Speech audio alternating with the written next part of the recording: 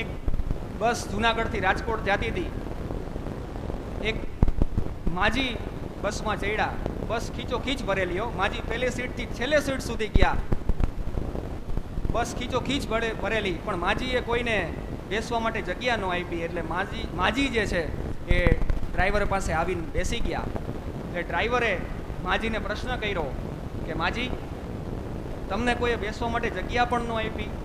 ત્યારે માજીએ બહુ સરસ વાત કરી કે બેટા, ये सब हम सफ़र है, हमदर्द नहीं है.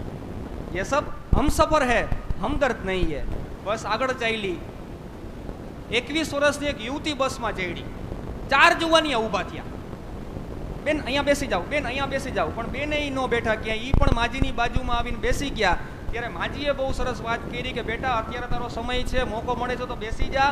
40 વર્ષ પછી તારે અહીંયા કેબિનમાં જ બેહવાનો વારો આવશે.